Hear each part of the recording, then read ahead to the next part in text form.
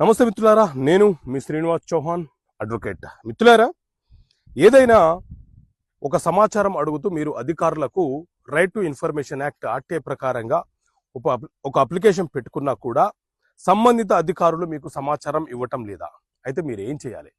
So మిత్రులారా, మన దేశంలో రైట్ టు ఇన్ఫర్మేషన్ యాక్ట్ సమాచారపు హక్కు చట్టం 2005 నుంచి అమల్లోకి వచ్చింది. ఈ చట్టంలో మనకు ఒక 31 సెక్షన్స్ ఉంటాయి. ఈ చట్ట ప్రకారంగా ఎవరైనా సరే ఒక వ్యక్తి ఏదైనా ఒక సమాచారము కోరుతూ ప్రభుత్వ అధికారులకు ఒక అప్లికేషన్ పెట్టుకుంటే ఆ అధికారులు 30 నుంచి 45 రోజుల లోపు ఆ సమాచారము మనకు ఇవ్వాలి. ఒకవేళ ఆ ప్రభుత్వ అధికారులు మనం అడిగినటువంటి సమాచారం ఇవ్వకుండా నిర్లక్ష్యం వహిస్తే మనము సమాచార కమిషన్ ఏదైతే ఉందో ఆ కమిషనర్ గారికి ఒక లెటర్ పెట్టుకొని వాళ్ళ మీద కంప్లైంట్ చేయవచ్చు.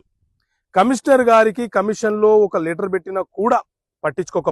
నమస్తే మిత్రులారా, నేను మీ శ్రీనివాస్ చౌహాన్ అడ్వకేట్. మిత్రులారా, ఏదైనా ఒక సమాచారం అడుగుతూ మీరు అధికారులకు right to information act RTI ప్రకారంగా ఒక అప్లికేషన్ పెట్టుకున్నా కూడా సంబంధిత అధికారులు మీకు సమాచారం ఇవ్వటం లేదా, అయితే మీరు ఏం చేయాలి? సో మిత్రులారా, మన దేశంలో రైట్ టు ఇన్ఫర్మేషన్ యాక్ట్ సమాచారపు హక్కు చట్టం 2005 నుంచి అమల్లోకి వచ్చింది. ఈ చట్టంలో మనకు ఒక 31 సెక్షన్స్ ఉంటాయి. ఈ చట్ట ప్రకారంగా ఎవరైనా సరే ఒక వ్యక్తి ఏదైనా ఒక సమాచారము కోరుతూ ప్రభుత్వ అధికారులకు ఒక అప్లికేషన్ పెట్టుకుంటే ఆ అధికారులు 30 నుంచి 45 రోజుల లోపు ఆ సమాచారము మనకు ఇవ్వాలి. ఒకవేళ ఆ ప్రభుత్వ అధికారులు మనం అడిగినటువంటి సమాచారం ఇవ్వకుండా నిర్లక్ష్యం వహిస్తే మనము సమాచార కమిషన్ ఏదైతే ఉందో ఆ కమిషనర్ గారికి ఒక లెటర్ పెట్టుకొని వాళ్ళ మీద కంప్లైంట్ చేయవచ్చు.